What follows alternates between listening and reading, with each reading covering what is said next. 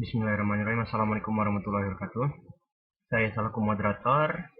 Di sini saya dari kelompok 1 mata kuliah evaluasi dan asesmen pembelajaran matematika.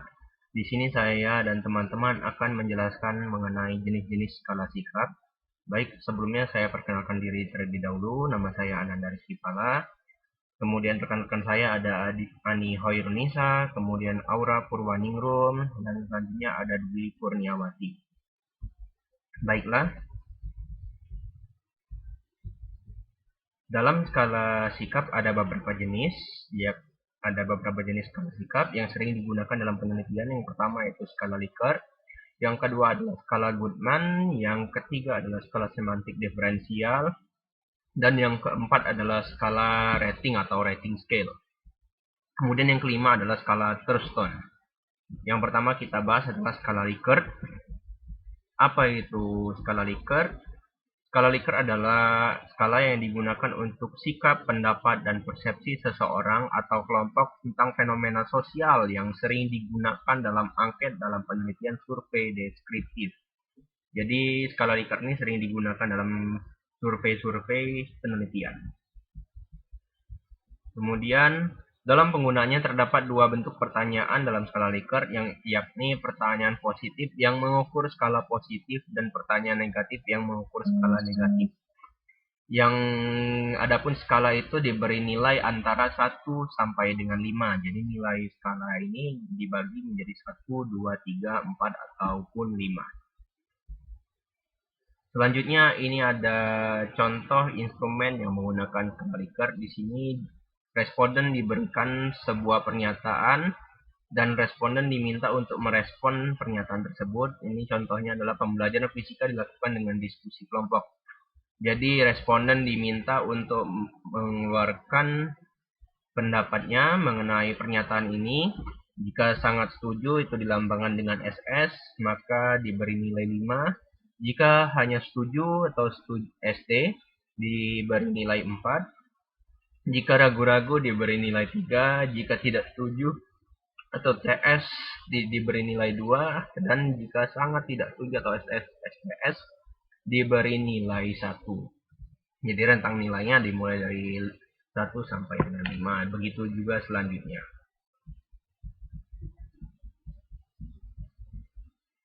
Baik, dalam pembuatan skala Likert ada beberapa langkah penyusunannya.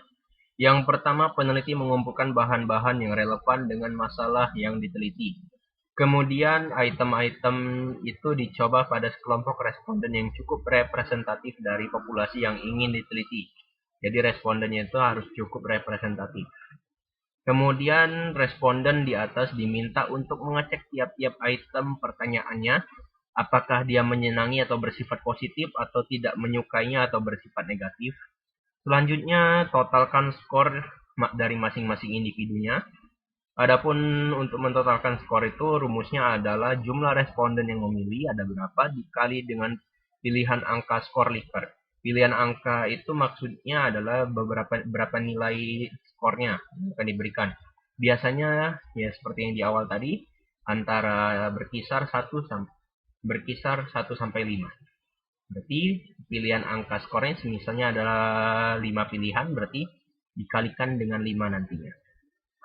Selanjutnya, respon dianalisis untuk mengetahui item-item mana yang sangat nyata batasan antara skor tinggi dan skor terendah dalam skala totalnya nanti. Dan untuk analisisnya nanti kita akan bahas lagi. Nah, baik. Dalam analisis instrumen, itu langkah pertama yang kita tentukan. Yang pertama adalah skor tertinggi dan skor terendahnya dulu. Skor tertinggi itu dilambangkan dengan Y. Dengan cara mencarinya adalah skor tertinggi Likert dikali dengan jumlah respondennya. Kemudian skor terendahnya dilambangkan dengan X yang memiliki rumus skor terendah Likert dikali dengan jumlah respondennya. Selanjutnya ketika sudah dapat skor tertinggi dan terendah, kita akan melakukan penilaian interpretasi respondennya lagi. Itu digunakan rumus indeks persentase interpretasinya.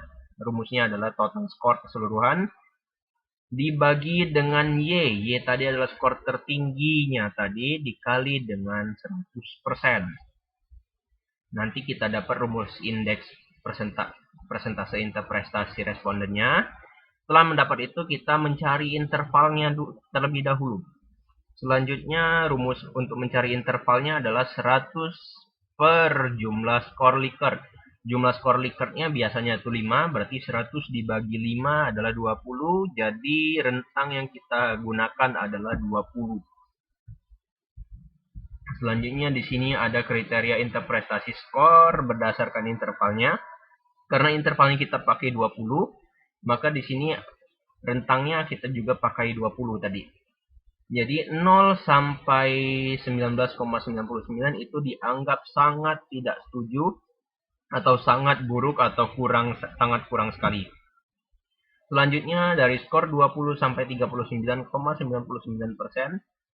itu dianggap tidak setuju atau kurang baik. Kemudian kok angka 40% sampai dengan 59,99% itu dianggap cukup atau netral. Kemudian angka 60% sampai 79,99% itu dianggap setuju, baik, ataupun menyukai. Selanjutnya yang terakhir angka 80% sampai dengan 100% itu dianggap sangat setuju atau sangat baik atau sangat menyukai.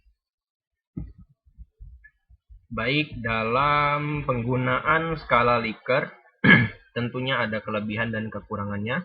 Adapun kelebihan skala Likert diantaranya adalah lebih mudah digunakan. Selain itu, skala Likert juga mempunyai reliabilitas yang relatif tinggi dibandingkan dengan skala lainnya dalam jumlah item yang sama. Selanjutnya, dalam menyusun skala, item-item yang tidak jelas menunjukkan hubungan dengan sikap yang sedang diteliti masih dapat dimasukkan ke dalam skala. Ini yang membedakannya dengan skala lain. Kemudian juga skala Likert dapat memberikan keterangan yang lebih jelas dan nyata tentang pendapat atau sikap responden tentang isu yang dipertanyakan, karena jangka respon lebih besar. Jangka responnya tadi dari sangat tidak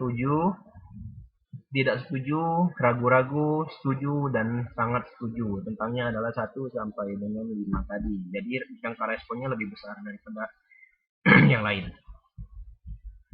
Selain kelebihan, di sini juga skala Likert memiliki kelemahan, yaitu skala Likert hanya dapat mengurutkan individu dalam skala, tapi tidak dapat membandingkan beberapa kali individu lebih baik daripada individu lain.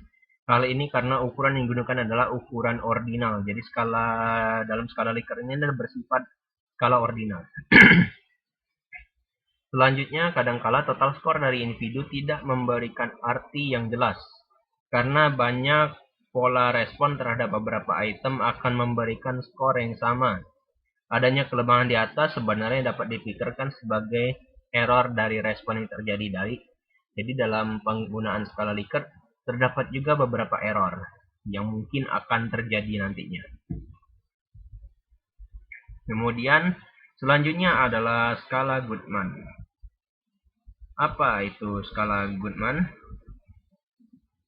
Skala Goodman adalah skala yang digunakan untuk jawaban yang jelas, tegas, dan konsisten. Skala ini hanya bersifat dikotomi yang berisi jawaban benar, salah, setuju, dan tidak setuju, dan lain-lain sebagainya. Dan skala nilainya hanya 1 dan 0. Jadi kalau benar itu diberikan nilai 1, kemudian kalau salah atau tidak setuju diberikan nilai 0. Ini ada contoh instrumen yang menggunakan skala Goodman. Pertanyaannya tentu, bagaimana pendapat Anda apabila pembelajaran matematika dilakukan dengan cara berkelompok? Jawabannya setuju atau tidak setuju. Jadi pilihan jawabannya hanya 2, setuju atau tidak setuju. Kemudian dalam penyusunan skala Goodman ada beberapa langkah yang harus kita teliti, yang harus kita lakukan, yaitu penelitian dilakukan pada sejumlah sampel dari populasi yang akan diselidiki. Sampel yang diselidiki minimal besarnya 50 sampel.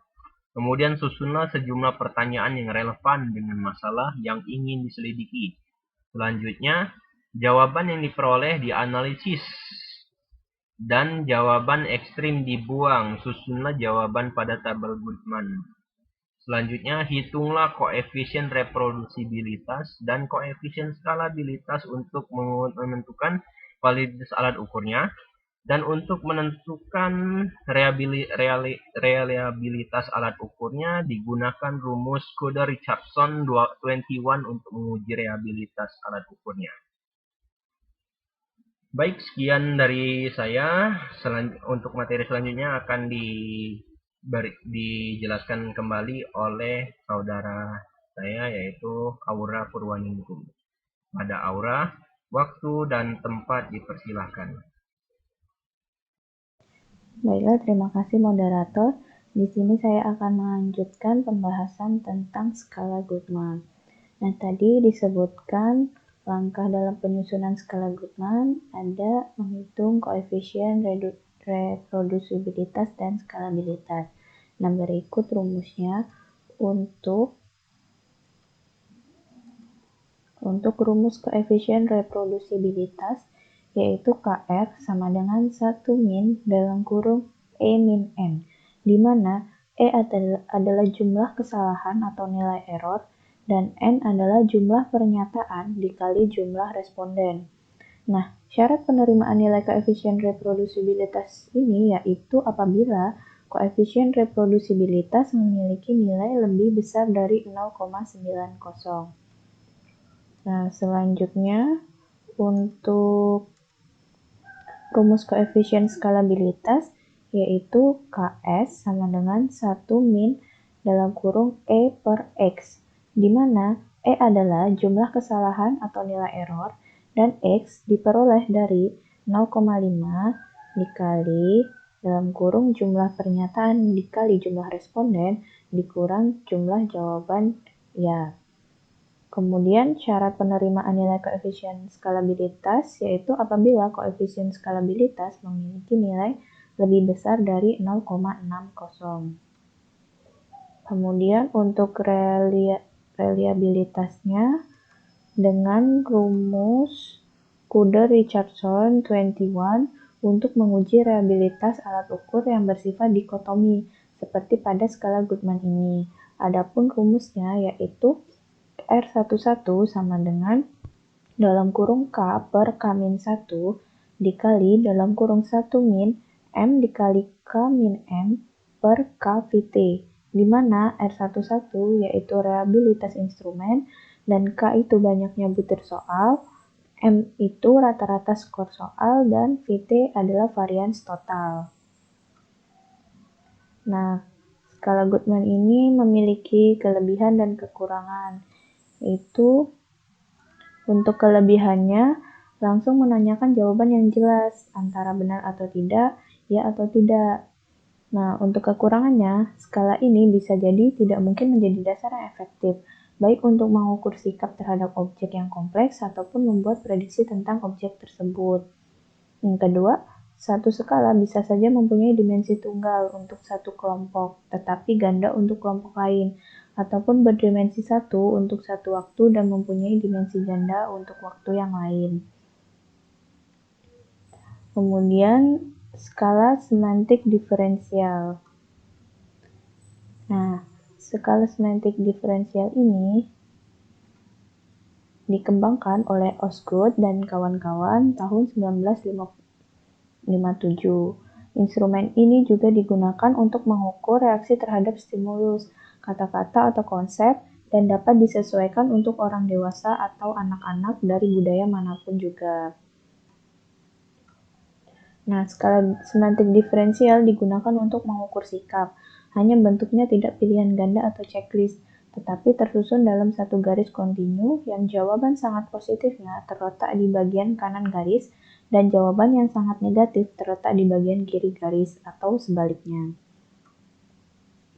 Nah, skala semantik diferensial ini memiliki 3 dimensi menurut Iskander tahun 2000, yaitu dimensi yang pertama, dimensi potensi, yaitu kekuatan atau atraksi fisik suatu objek, misalnya kuat lemah, besar kecil, dan lain-lain. Yang kedua, dimensi evaluasi Nah, yaitu hal-hal yang menguntungkan atau tidak menguntungkan suatu objek. Nah, misalkan baik buruk, kasar lembut, bijak jahat, dan lain-lain. Kemudian yang ketiga, dimensi aktivitas, yaitu tingkatan gerak suatu objek. Misalnya aktif pasif, cepat lambat, dan lain-lain. Nah, prosedur menyusun skala semantik diferensial ini, yang pertama yaitu tentukan objek. Nah, objek apa yang akan dinilai dalam skala ini. Kemudian yang kedua, mencari dan menentukan kata sifat yang akan disusun dalam skala. Nah, ini dapat dengan elisitasi atau kajian literatur atau analisis rasional. Kemudian yang ketiga, susun menjadi skala dan buat petunjuk pengisian bagaimana dan di mana responden memberi rating. Kemudian setelah itu uji cobakan. Nah, selanjutnya yang kelima, analisis dengan analisis faktor atau uji validitas item, korelasi produk momen. Nah, ini sama dengan yang sebelumnya, kita juga uji validitas. Kemudian setelah uji validitas, nah hasil dari analisis tersebut, pilihlah item yang mempunyai indeks korelasi yang paling tinggi. Nah, setelah itu lakukan uji reliabilitas dengan koefisien alpha Cronbach. Yang terakhir susun menjadi skala semantik diferensial.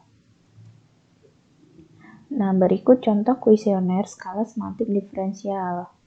Dengan petunjuk pengisian, yaitu lingkarilah angka pada skala dan yang sesuai dengan pendapat Anda terhadap pembelajaran matematika.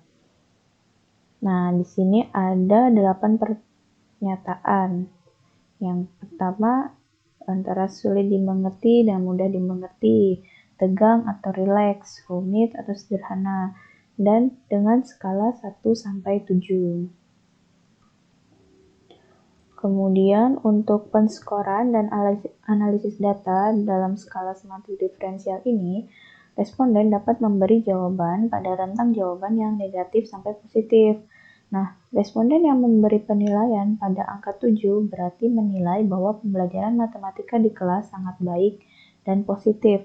Begitu juga sebaliknya, jika responden memberi penilaian pada angka 1 berarti nilai bahwa pembelajaran matematika di kelas sangat buruk dan negatif. Nah, selanjutnya analisis data untuk semantik diferensial ini yang khas adalah analisis faktor menurut Sitzma tahun 2006. Nah, skala semantik diferensial ini memiliki kelebihan dan kekurangan.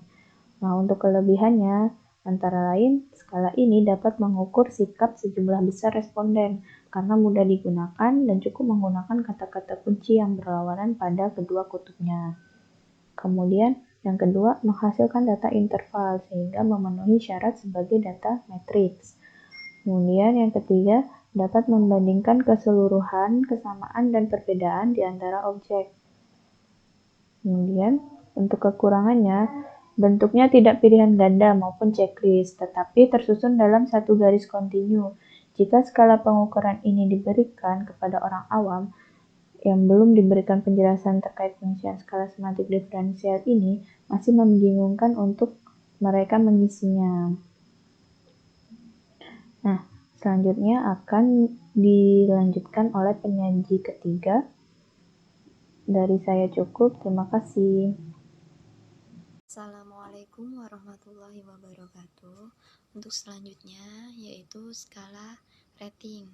Nah, pengertian dari skala rating ini sendiri adalah alat pengumpul data yang digunakan dalam observasi untuk menjelaskan, menggolongkan, menilai individu atau situasi.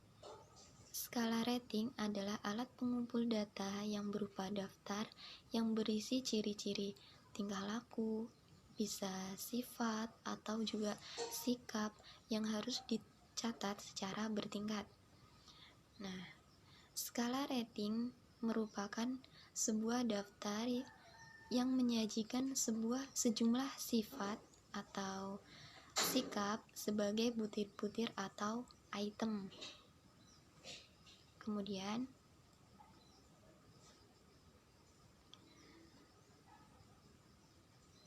dengan skala rating, data mentah yang diperoleh berupa angka kemudian ditafsirkan dalam kualitatif menggunakan kalimat biasanya. Jadi kalau untuk 3 skala yang tadi itu dia memperoleh data berupa kuantitatif. Nah, di sini yang diperoleh datanya berupa kualitatif. Responden menjawab senang atau tidak senang, kemudian setuju atau tidak setuju, pernah atau tidak pernah. Nah, hal tersebut merupakan data kualitatif.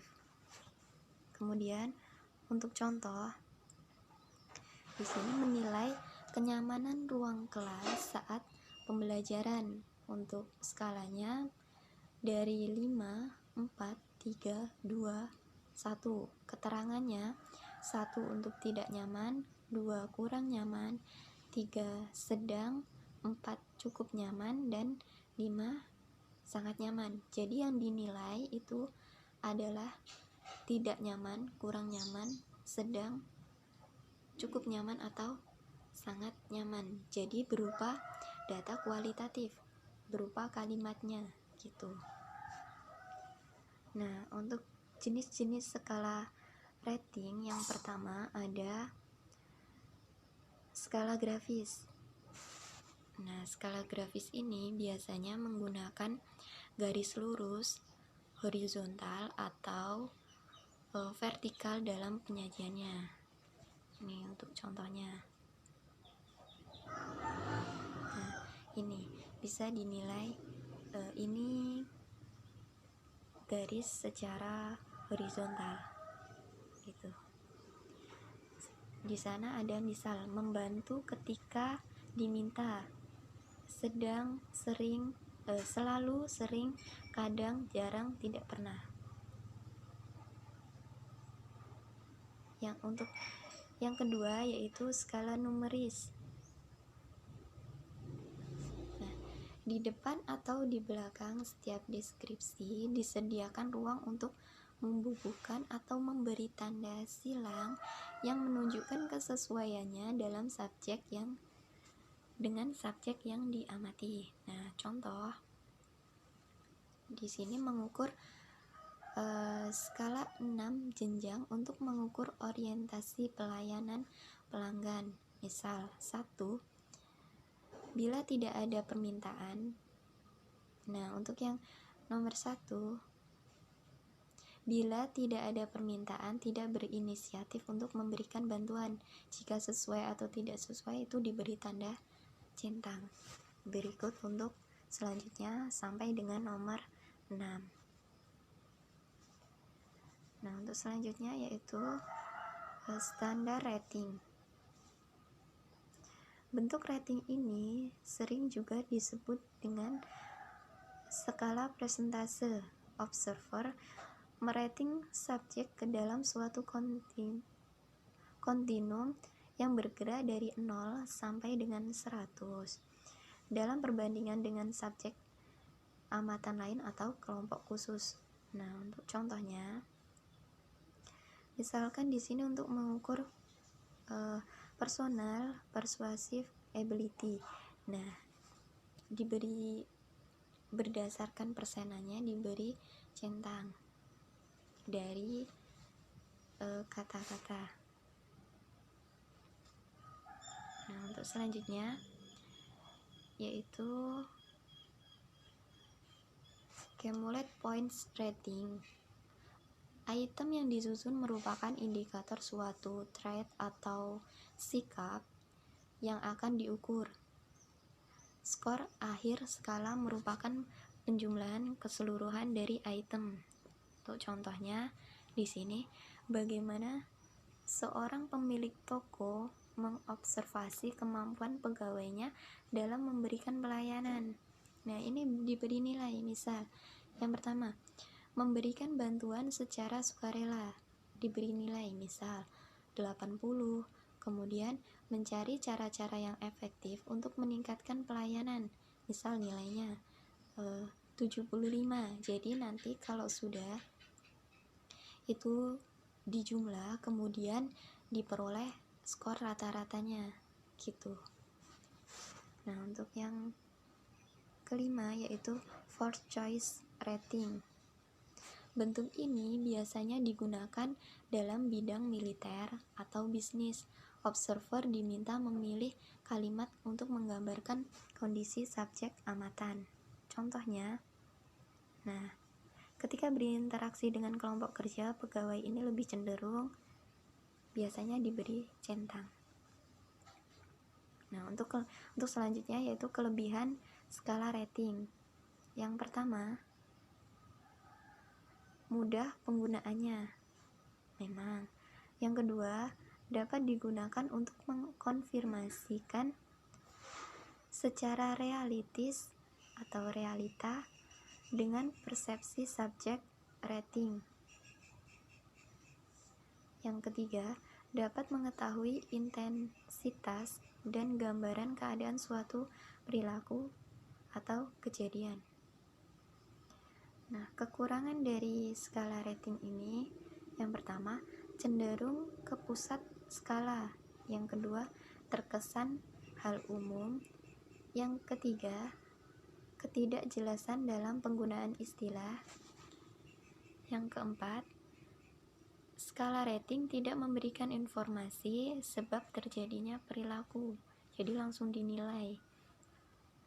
Dan yang terakhir, cenderung sama karena dianggap berhubungan. Jadi dari jenis-jenis skala tersebut memang dia cenderung sama, jadi harus dapat jeli membedakan skala mana yang digunakan dalam skala rating. Baik, saya akan melanjutkan materinya. Yang terakhir yaitu skala Thurston. Apa itu skala Thurston? Skala Thurston adalah skala yang disusun dengan memilih butir yang berbentuk skala interval. Setiap butir memiliki kunci skor dan jika diurut, kunci skor menghasilkan nilai yang berjarak sama.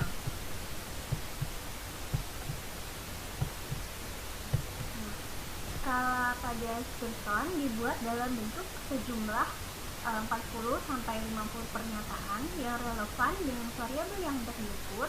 Kemudian sejumlah ahli sekitar 20-40 orang menilai relevansi itu dengan konten atau konstruk yang hendak diukur. Nah, di sini contoh dari bentuk dari skala Thurston, yaitu skala. Dan nilai 1 pada skala tersebut menyatakan sangat tidak relevan. Kemudian untuk yang 11 itu menyatakan sangat relevan. Nah, ini ada contohnya pada mata pelajaran matematika. Jadi nanti yang mengisi untuk skala Thurston ini adalah penilai atau judging group, bukan respondennya. Nah, tujuannya penilai ini dia akan melihat apakah pernyataan tersebut sudah sesuai dengan konteks atau relevansi variabel yang hendak diukur. Nah, sekarang konsep dasar mengenai skala Thurston.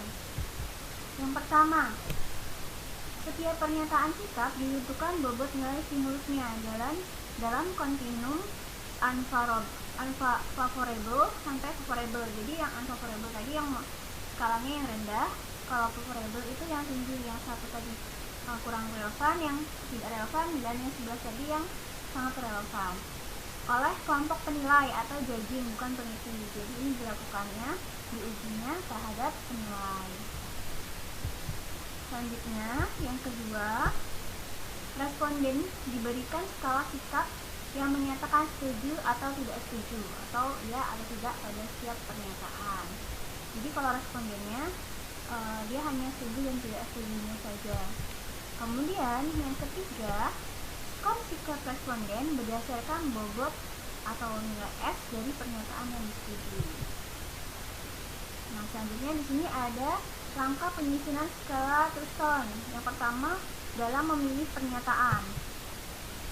Nah, dalam memilih pernyataan, langkah-langkahnya Yang pertama, buat sejumlah pernyataan lebih dari 200 soal tentang objek sifat atau sikap.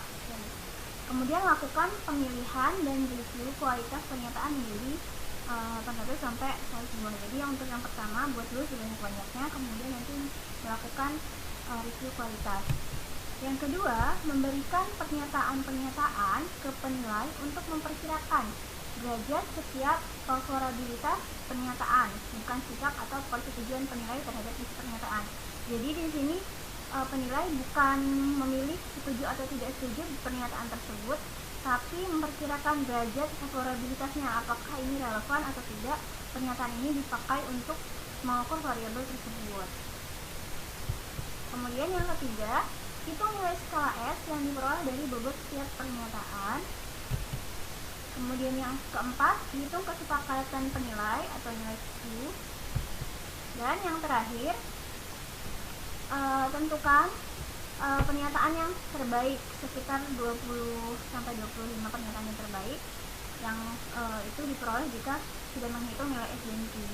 Nah, pernyataan-pernyataan ini yang akan dimasukkan ke dalam skala dan diberikan kepada responden. Yang kedua, langkah yang pemberian skala pada respondennya. Langkah yang pertama, buat skala dengan dua pilihan responden setiap pernyataan, setuju atau tidak, setuju, atau ya atau dan tidak. Kemudian yang kedua, berikan skala untuk menyatakan persetujuan terhadap setiap pernyataan yang skor setiap responden, atau menghitung mediannya dari S yang merupakan bobot pernyataan yang disetujui.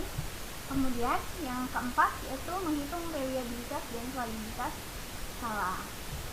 Nah, berdasarkan langkah-langkah yang tadi, kita menemukan istilah-istilah, ada nilai skalanya S, ada kesepakatan peneliti Q, kemudian ada pengujiannya dengan reliabilitas dan validitas skalanya. Dan di sini akan dijelaskan masing-masing. Yang pertama, nilai skalanya. Jadi nilai skala ini sama aja dengan median, yaitu distribusi frekuensi jawaban dari Debye Group untuk setiap pernyataan. S sebagai nilai atau skor atau bobot pada pernyataan tersebut. Dan pernyataan dalam skala Triswan harus mewakili rentang afektif yang diukur. Jadi kalau satu itu unfavorable atau tidak relevan, kemudian sampai ke favorable yang nilainya 11. Dan sehingga nilai S ini berkisar dari 1 sampai dengan 11,0. Nah, semakin besar S, semakin favorable, artinya semakin relevan. Nah, langkah-langkah dalam menghitung nilai S. Yang pertama, untuk setiap pernyataan, buat tabel distribusi frekuensi setiap kelas jawaban dari Debye Group. Dan selanjutnya, hitung frekuensi, proporsi, serta proporsi kumulatifnya. Yang ketiga, perkirakan kelas jawaban yang berisi median. Nah, dan yang keempat itu menghitung nilai S-nya dengan rumus S itu sama dengan batas bawahnya ditambah dengan 0,5 dikurang proporsi kumulatifnya dibagi dengan proporsinya dikali dengan interval kelasnya. Ini sama aja dengan rumus mencari median. Nah, selanjutnya ini ada contoh dari datanya. Jadi untuk masing-masing item pernyataan kemudian dituliskan, dibuat tabelnya, continuum unfavorable dan sampai dengan favorable-nya, kemudian frekuensi, proporsi dan proporsi kumulatifnya. Selanjutnya untuk kesepakatan penilai. Nah, nilai Q ini merupakan ukuran variasi distribusi penilai dari 50% kelompok penilai terhadap suatu pernyataan. Semakin besar nilai Q, berarti penilaian semakin bervariasi, hingga semakin sulit mencapai kesepakatannya. Nah, nilai Q ini merupakan selisih dari nilai Q3 dengan Q1. Nah, selanjutnya, pernyataan yang dipilih atau yang terbaik yaitu pernyataan yang memiliki nilai Q yang kecil, yaitu yang di bawah atau kurang dari 0,2. Nah, langkah-langkahnya dalam mencari nilai Q ini sama seperti mencari nilai S, cuma bedanya kalau misalkan mencari nilai F, memperkirakannya kelas yang berisi jawaban yang berisi median kan, Q2. Nah, kalau misalkan nilai Q yaitu Q1 dan Q3. Kemudian untuk menghitung nilai Q-nya juga menggunakan rumus Q1 dan Q3. Kalau misalkan Q3 ininya 0,75, kalau Q1 0,25. Kemudian mencari nilai Q-nya dengan cara Q3 dikurang Q1. Selanjutnya, uji reliabilitas skala.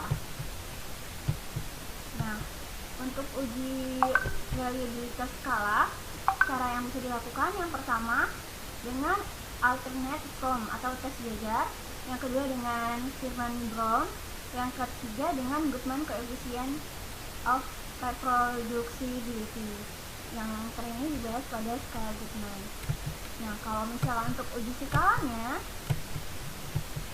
bisa menggunakan tes atau alat ukur yang mengukur hal yang sama, yaitu construct validity.